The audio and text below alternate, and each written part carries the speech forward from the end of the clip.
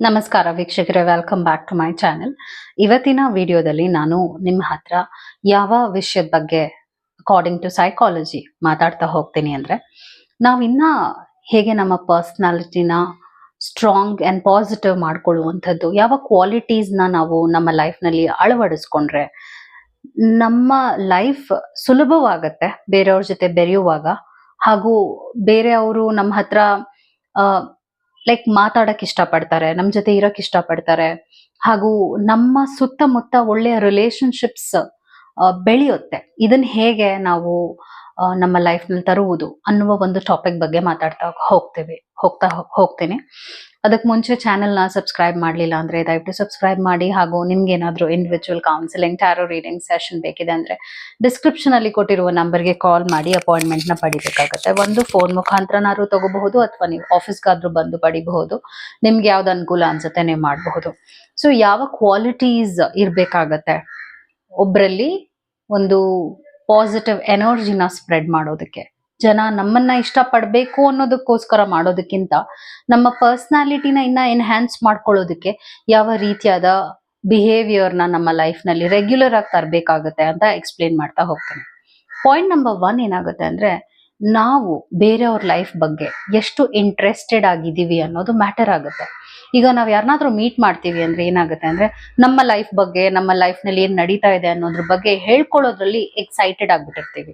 ಅಂದ್ರೆ ನಮ್ಮ ನೋವಾಗಿರ್ಬಹುದು, ನಮ್ಮ ಪ್ರಾಬ್ಲಮ್ಸ್ ಆಗಿರಬಹುದು, ಅಥವಾ ನಮ್ಮ ಖುಷಿಯ ಕ್ಷಣಗಳನ್ನ ಆಗಿರಬಹುದು, ಅದನ್ನೆಲ್ಲ ಒಬ್ರ ಹತ್ರ ಶೇರ್ ಮಾಡ್ಕೋಬೇಕು ಅಂತ ನಾವು ಕಾತುರದಿಂದ ಕಾಯ್ತಾ ಇರ್ತೀವಿ.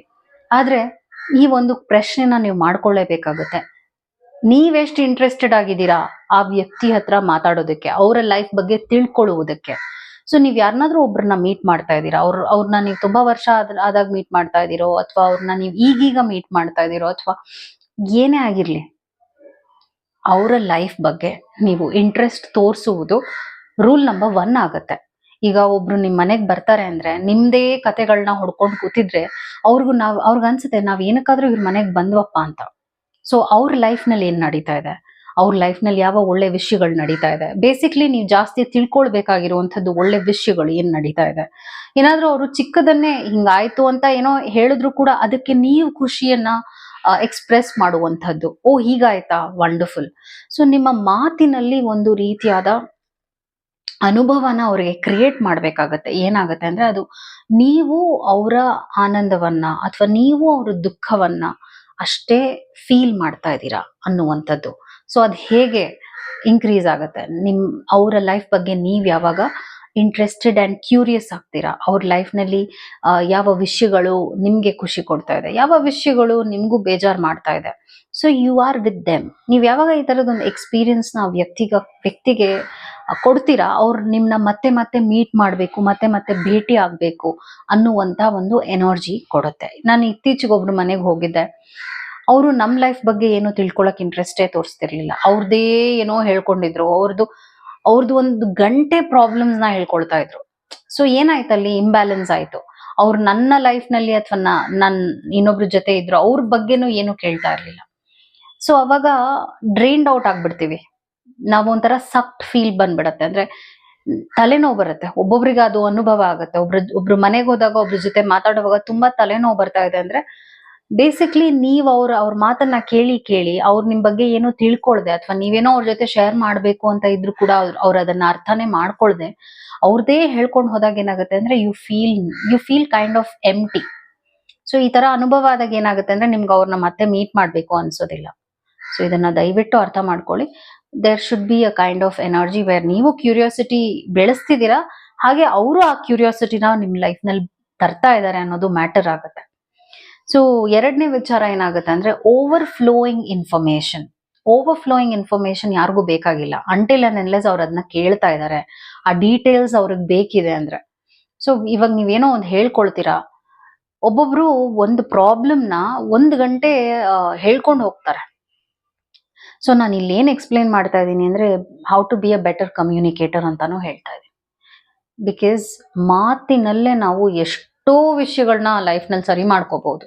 ನಮ್ಮ ರಿಲೇಶನ್ಶಿಪ್ ನ ಸರಿ ಮಾಡ್ಕೋಬಹುದು, ನಮ್ಮ ಲೈಫ್ ನಲ್ಲಿ ಪ್ರಾಬ್ಲಮ್ಸ್ ನ ಸರಿ ಮಾಡ್ಕೋಬಹುದು, ಅಥವಾ ಏನಾದ್ರೂ ಒಂದು ಗೊಂದಲ ಇದೆ, ಕನ್ಫ್ಯೂಷನ್ ಇದೆ ಅಂದ್ರೂ ಕೂಡ ಅದು ಸರಿ ಹೋಗುತ್ತೆ ಮಾತಿನಿಂದಾನೆ. ಸೊ ಓವರ್ಫ್ಲೋಯಿಂಗ್ ಇನ್ಫಾರ್ಮೇಶನ್ ನೀವು ಕೊಡಬಾರ್ದು, ಹಾಗೆ ಇನ್ನೊಬ್ರಿಗೂ ಆ ಒಂದು ಆಸ್ಪದನ ತರಬಾರ್ದು. ಅಂದ್ರೆ ಈಗ ಒಂದು ಪ್ರಾಬ್ಲಮ್ ನ ಒಂದು 10 ಆಂಗಲ್ ಅಲ್ಲಿ ಹೇಳುವಂತ ಜನ ಇದ್ದಾರೆ. ನೀವು ಅದನ್ನ ಅಬ್ಸರ್ವ್ ಮಾಡಿದ್ರೆ ಗೊತ್ತಾಗತ್ತೆ ನಿಮ್ಗೆ. ಹೀಗಾಯ್ತು, ಹಾಗಾಯ್ತು, ಆ ತರ ಆಯ್ತು, ಒಂದು 2.5 ಗಂಟೆ ಆ, ಒಂದು ಒಂದ್ ಮೂವಿ ಎಕ್ಸ್ಪೀರಿಯನ್ಸ್ ನ ಕೊಟ್ಬಿಡ್ತಾರೆ ಒಂದು ಪ್ರಾಬ್ಲಮ್ ನ ಹಿಡ್ಕೊಂಡು. ಸೊ ಅದು ಕೂಡ ನೀವ್ ಮಾಡ್ತಾ ಇದೀರಾ ಅನ್ನೋ ಕ್ವೆಶನ್ ನೀವು ಮಾಡ್ಕೊಳ್ಬೇಕಾಗತ್ತೆ. Maybe that is one more reason ನಿಮ್ಮಿಂದ ಜನ ದೂರ ಆಗ್ತಿರ್ಬಹುದು. ಯಾವಾಗ ಅನ್ವಾಂಟೆಡ್ ಇನ್ಫಾರ್ಮೇಶನ್ ಒಬ್ರಿಗೆ ತುಂಬಾ ಕೊಡ್ತಾ ಇದ್ದೀರಾ ಅಂದಾಗ ಅವರು ಇದ್ ನನಗ್ ಬೇಕಿತ್ತಾ, ಇವ್ರನ್ನ ನಾನ್ ಮಾತಾಡಿಸ್ಬೇಕಾಗಿತ್ತಾ, ಇವ್ರಿಗೆ ಏನಕ್ಕಾದ್ರೂ ಹಾಯ್ ಅಂತೀನೋ ನಾನು.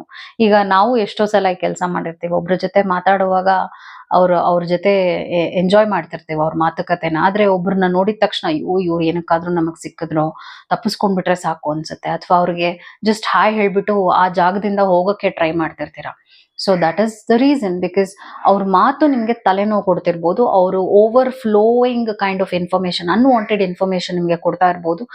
ಡೀಟೇಲ್ಡ್ ಆಗಿರುವಂತ ಇನ್ಫಾರ್ಮೇಶನ್ ನೀವ್ ಯಾವಾಗ ಕೊಡ್ಬೇಕಾಗತ್ತೆ ಒಬ್ರಿಗೆ ಅಂದ್ರೆ ಅವ್ರು ಕೇಳಿದಾಗ, ಓಕೆ ಹೀಗಾಯ್ತಾ, ಏನಾಯ್ತು, ನಾನು ಇನ್ನ ಡೀಟೇಲ್ ಆಗಿ ತಿಳ್ಕೊಬೇಕು ಹೇಳು ಅಂತ ನಿಮ್ಮನ್ನ ಅವ್ರು ಫೋರ್ಸ್ ಮಾಡಿದಾಗ ಹೇಳ್ಬೇಕೇ ಹೊರ್ತು, otherwise it's not really required to tell everything. Pin to pin ಹೇಳುವಂತ ಅವಶ್ಯಕತೆ ಎಲ್ರಿಗೂ ಬೇಕಿಲ್ಲ. ಅದು ನಿಮ್ಮ ಕತೆನ ಎಲ್ರಿಗೂ ತಿಳ್ಕೊಬೇಕು ಅನ್ನುವಂಥ ರೂಲ್ಸ್ ಯಾರಿಗೂ ಇಲ್ಲ, ಯಾರಿಗೂ ಅದು ಬೇಕಿರುವಂತ ವಿಷಯ ಆಗಿಲ್ಲ. ಸೊ ಅಂಟಿಲ್ ಅಂಡ್ ಅನ್ಲೆಸ್ ಅದೊಂದು ಬೆನಿಫಿಷಿಯಲ್ ಆಗಿದೆ ಅಂದ್ರೆ ನೀವು ಹೇಳೋದ್ರಲ್ಲಿ ಅರ್ಥ ಇದೆ. ಆದ್ರೆ ಅದು ಅವ್ರಿಗೆ it's like not giving a good feel ಅಂದ್ರೆ ಅದನ್ನ ನೀವು ಹೇಳೋದು ಬೇಕಾಗಿಲ್ಲ. Don't over flow with your information and ಏನೇ ನೀವು ಹೇಳ್ಕೊಂಡ್ರು ಕೂಡ ಒಬ್ರ ಹತ್ರ. ಮತ್ತು ಇನ್ನೊಂದು ಏನಾಗುತ್ತೆ ಅಂದ್ರೆ, ಮೂರನೇ ಕ್ವಾಲಿಟಿ ನಾವು ಬೆಳೆಸ್ಕೊಳ್ಳುವಂಥದ್ದು ups and downs. Ups and downs ಇದೆಯಲ್ಲ, ಅದು ಎಲ್ಲರ ಲೈಫ್ನಲ್ಲೂ ಇರುತ್ತೆ. ಒಬ್ಬ ವ್ಯಕ್ತಿ ಮೇಲ್ ಹೋಗ್ತಾರೆ, ಒಬ್ಬ ವ್ಯಕ್ತಿ ಕೆಳಗ್ ಬರ್ತಾರೆ, ಒಬ್ರ ಲೈಫಲ್ಲಿ ಚೆನ್ನಾಗಿರುತ್ತೆ, ಒಬ್ರ ಲೈಫಲ್ಲಿ ಚೆನ್ನಾಗಿರಲ್ಲ. ಆದ್ರೆ ನಾವು ಆ ವ್ಯಕ್ತಿನ ಹೇಗೆ ಟ್ರೀಟ್ ಮಾಡ್ತಾ ಇದೀವಿ ಅನ್ನೋದು ತುಂಬಾ ಮ್ಯಾಟರ್ ಆಗತ್ತೆ. ಈಗ ಒಬ್ರು ತುಂಬಾ ಶ್ರೀಮಂತರಾಗಿರ್ತಾರೆ, ಅವ್ರ ಲೈಫ್ ತುಂಬಾ ಚೆನ್ನಾಗೇ ಇರುತ್ತೆ, ಆದ್ರೆ ಸಡನ್ ಆಗಿ ಏನೋ ಒಂದು ಲಾಸ್ ಆಗುತ್ತೆ, ಅವ್ರು ಏನೋ ಕಳ್ಕೊಂಡ್ ಬಿಡ್ತಾರೆ. ಆವಾಗ ನಮ್ಮ ಒಂದು ಟ್ರೀಟ್ಮೆಂಟ್ ಇದೆಯಲ್ಲ, ಅವ್ರು ಆ ಟೈಮ್ನಲ್ಲಿ ತುಂಬಾ ಸೆನ್ಸಿಟಿವ್ ಇರ್ತಾರೆ. ಓ ನಾನು ಇದನ್ನ ಕಳ್ಕೊಂಡಿದ್ದೀನಿ, ಇವ್ರು ನನ್ನ ಹೇಗೆ ಟ್ರೀಟ್ ಮಾಡ್ತಾ ಇದಾರೆ ಅಂತ ಮೇ ಬಿ ಅವ್ರು ತುಂಬಾ ಒಬ್ಸರ್ವ್ ಕೂಡ ಮಾಡ್ತಿರ್ತಾರೆ ನಿಮ್ಮ ಮಾತುಕತೆಗಳನ್ನ. ಆದ್ರೆ ನೀವಾಗೇ ಇದ್ದೀರಾ, ನೀವು ಅವ್ರ ಹತ್ರ ಹೇಗಿದ್ರಿ ಹಾಗೆ ಇದ್ದೀರಾ, ಆ ಒಂದು ಸಪೋರ್ಟ್ನ ನೀವು ಅವ್ರಿಗೆ ಕೊಡ್ತಾ ಇದ್ದೀರಾ ಅಂದಾಗ ಅವ್ರಿಗೆ ತುಂಬಾ ಖುಷಿ ಆಗತ್ತೆ. ಸೊ ಅದನ್ನೇ ನಾನು ಹೇಳ್ತಾ ಇದ್ದೀನಿ, ಲೈಫ್ನಲ್ಲಿ ಒಬ್ಬ ವ್ಯಕ್ತಿಯಲ್ಲಿ ಏನಾದ್ರೂ ಒಂದು ಪ್ರಾಬ್ಲಮ್, ಹೆಲ್ತ್ ಪ್ರಾಬ್ಲಮ್ ಬರ್ಬೋದು.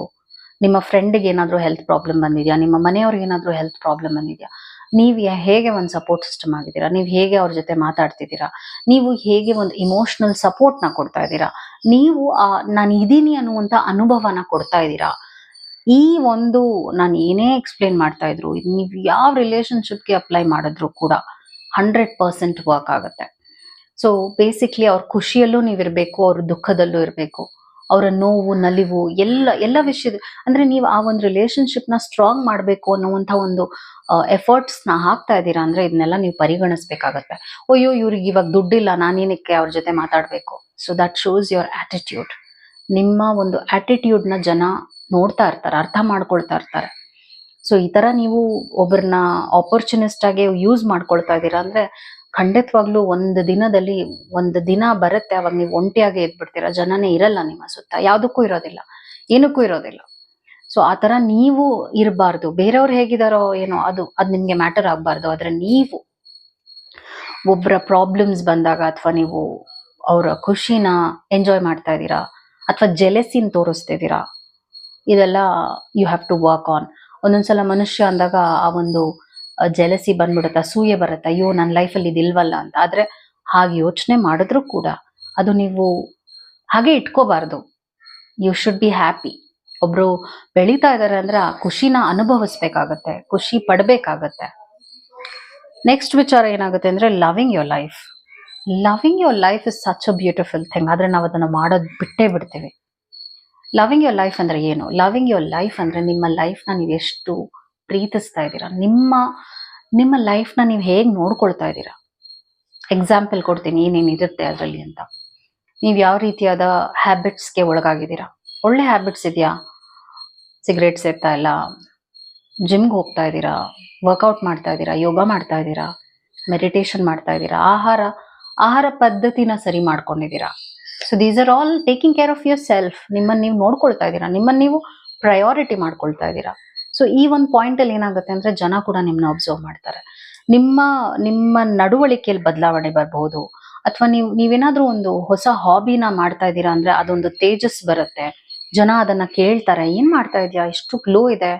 Glow is not about colour. Colour glow ಅಲ್ಲ, ಇಂಟರ್ನಲಿ ಗ್ಲೋ ಆಗ್ತೀವಿ ನಾವು. ಇಂಟರ್ನಲಿ ಗ್ಲೋ ಅಂದ್ರೆ ಏನು? ಖುಷಿಯಾಗಿರ್ತೀವಿ, ನಾವ್ ಒಂದ್ ಕಡೆ ಹೋದ್ರೆ ಎನರ್ಜೆಟಿಕ್ ಆಗಿರ್ತೀವಿ, ಆಕ್ಟಿವ್ ಆಗಿರ್ತೀವಿ. ಇಂಥದ್ದನ್ನ ಜನ ಅಬ್ಸರ್ವ್ ಮಾಡ್ತಾರೆ. ಮತ್ ಇನ್ನ ಒಂದು ನಾನು ನಿಮ್ಗೆ ಯಾವಾಗ್ಲೂ ಹೇಳ್ತೀನಿ, ಪ್ರೆಸೆಂಟಬಲ್ ಆಗಿರ್ಬೇಕಾಗತ್ತೆ. ಅದ್ ಪ್ರೆಸೆಂಟಬಲ್ ಏನು? ನಾವ್ ಹೇಗೆ ಡ್ರೆಸ್ ಮಾಡ್ತೀವಿ, ನಾವ್ ಹೇಗೆ ಇದೀವಿ. ಹೌದು, ಯಾಕಂದ್ರೆ ಅಯ್ಯೋ ನನ್ ಯಾರು ನೋಡ್ತಾರಪ್ಪ, ನಾನ್ ಯಾಕಪ್ಪ ಹಿಂಗಿರ್ಬೇಕು, ಅದೆಲ್ಲ ಬೇಡ. ನೀವು ಆ ರೀತಿಯಾದ ಒಂದು ಯೋಚನೆಗೆ ಬರ್ತಾ ಇದ್ದೀರಾ ಅಂದ್ರೆ ನಿಮ್ಮ ಲೈಫ್ ಕ್ವಾಲಿಟಿ ತುಂಬಾ ಕೀಳಾಗ್ತಾ ಇದೆ ಅಂತ. ನಿಮ್ಮ ನೀಟ್ನೆಸ್ ನ ಮೇಂಟೈನ್ ಮಾಡೋದು, ನಿಮ್ಮ ಹೈಜೀನ್ ನ ಮೇಂಟೈನ್ ಮಾಡೋದು, ಇದೆಲ್ಲ ತುಂಬಾ ಬೇಸಿಕ್. ಆದ್ರೆ ಎಷ್ಟೋ ಜನ ಮಾಡೋದೇ ಇಲ್ಲ. ಅಯ್ಯೋ ನಾನು ಯಾಕೆ ಇದನ್ನೆಲ್ಲ ಮಾಡಬೇಕು. ಸೊ ನಿಮ್ಮ ಲೈಫ್ನ ನೀವು ಎಷ್ಟು ಅದ್ಭುತವಾಗಿ ನೋಡ್ಕೋಬೇಕು ಅನ್ನುವಂಥದ್ದು ನಿಮ್ಮ ಜವಾಬ್ದಾರಿಯಾಗಿರುತ್ತೆ. So self care and self love, ಇದು ಜನ ನೋಡ್ತಾರೆ, ಅರ್ಥ ಮಾಡ್ಕೊಳ್ತಾರೆ, ಹಾಗೂ ನಿಮ್ಮನ್ನೇ ಒಂದು ಇನ್ಫ್ಲೂಯೆನ್ಸ್ ಆಗು ಕೂಡ ತಗೋಬಹುದು. ನೀವು ಹೇಗೆ ವಿಡಿಯೋಸ್ನ ಒಂದು, ಈಗ ನಾನೊಂದು ವಿಡಿಯೋ ಮಾಡ್ತಾ ಇದ್ದೀನಿ ಅಂದ್ರೆ ಅದಕ್ಕೆ ನನ್ನ ಎಫರ್ಟ್ಸ್ ಕೂಡ ಹಾಕ್ಬೇಕಾಗತ್ತೆ. ನಾನು ಹಾಗೆ ಯಾರು ನೋಡ್ತಾರೆ ಅಂತ ಹೇಗಂದ್ರೆ ಹಾಗೆ ಮಾಡಿದ್ರೆ ಆ ಕ್ವಾಲಿಟಿ ಡಿಕ್ರೀಸ್ ಆಗುತ್ತೆ. ಸೊ ಇದ್ರ ಬಗ್ಗೆನೇ ನಾನು ಮಾತಾಡ್ತಾ ಇದ್ದೀನಿ. ನೀವು ನಿಮ್ಮ ಲೈಫ್ನ ಆದಷ್ಟು ಪ್ರೀತಿಸಿ. ಈ ಒಂದು ವಿಷಯವನ್ನ ನೀವು ಎಷ್ಟು ಸೀರಿಯಸ್ ಆಗಿ ತಗೊಳ್ತೀರಾ ಅಷ್ಟು ಲೈಫ್ನಲ್ಲಿ ಒಳ್ಳೊಳ್ಳೆ ಬದಲಾವಣೆಗಳನ್ನ ನೋಡ್ತಾ ಬರ್ತೀರಾ. ಲಾಸ್ಟ್ ಪಾಯಿಂಟ್ ಏನಾಗುತ್ತೆ ಅಂದ್ರೆ ಎಂಟೈಟಲ್ಮೆಂಟ್. ಎಂಟೈಟಲ್ಮೆಂಟ್ ಅನ್ನುವಂಥದ್ದು ಏನಾಗುತ್ತೆ ಅಂದ್ರೆ ಒಂದು ಲೈಟ್ ಆಗಿ ತಗೊಳ್ಳುವಂಥದ್ದು, ಅಂದ್ರೆ ಗ್ರಾಂಟೆಡ್ ಆಗಿ ತಗೊಳ್ಳುವಂಥದ್ದು. ಇದನ್ನ ಇಂಗ್ಲಿಷ್ನಲ್ಲಿ ಹೇಳ್ತೀವಿ, ನಾನೇನೇನು ಹೇಳಿದೆ.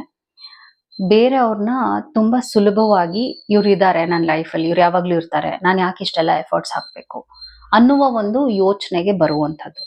ಅದೇನಾಗುತ್ತೆ ಅಂದ್ರೆ ಇವಾಗ ಒಬ್ರ ಜೊತೆ ಇದ್ದೀರಾ ಅಂದಾಗ, ಅವ್ರು ನಿಮ್ ಫ್ರೆಂಡ್ ಆಗಿದ್ದಾರೆ ಅಂದ್ರೆ ನಾನು ಏನಾದ್ರೂ ಮಾತಾಡ್ಬೋದು, ಅವ್ರು ಏನೋ ಬೇಜಾರೇ ಮಾಡ್ಕೊಳಲ್ಲ ಅನ್ನುವಂಥದ್ದನ್ನ ನಾವು ಎಂಟೈಟಲ್ಮೆಂಟ್ ಅಂತ ಹೇಳ್ತೀವಿ. ಯಾಕೆ ಬೇಜಾರು ಮಾಡ್ಕೊಳಲ್ಲ? ಬೇಜಾರು ಮಾಡ್ಕೊಳ್ತಾರೆ. ನೀವು ಸರಿಯಾಗಿ ಅವ್ರನ್ನ ನೋಡ್ಕೊಳ್ಳಿಲ್ಲ ಅಂದ್ರೆ ಅವ್ರು ಬೇಜಾರು ಮಾಡ್ಕೊಳ್ತಾರೆ.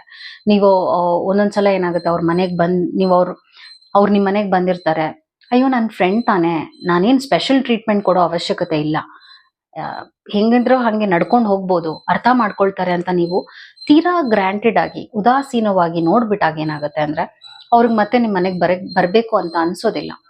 ಸೊ ಏನೇ ಆಗಿರ್ಲಿ, ಪ್ರೀತಿ ಅನ್ನುವಂಥದ್ದು ಅದು ಕಡಿಮೆ ಆಗ್ಬಾರ್ದು, ಜಾಸ್ತಿ ಆಗ್ಬೇಕಾಗತ್ತೆ. ನಿಮ್ ಕಡೆಯಿಂದ ನೀವೆಷ್ಟು ಪ್ರೀತಿಸ್ತೀರಾ, ನೀವೆಷ್ಟು ಗೌರವದಿಂದ ಒಬ್ರನ್ನ ನೋಡ್ತೀರಾ, ಅವರ ಟೈಮ್ನ ನೀವೆಷ್ಟು ವ್ಯಾಲ್ಯೂ ಮಾಡ್ತೀರಾ, ಅದನ್ನೆಲ್ಲ ಜನ ಇಷ್ಟಪಡ್ತಾರೆ. ಹಾಗೂ ಜನ ನಿಮ್ಮನ್ನ ಮತ್ತೆ ಮಾತಾಡಿಸ್ಬೇಕು ಅನ್ನುವ ಆಸೆನೂ ಕೂಡ ಪಡ್ತಾರೆ.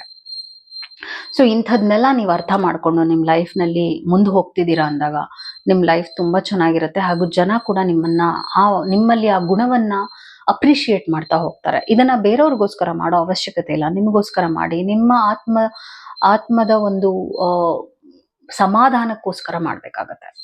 I hope this video was helpful. Take care. Namaskara. Thank you.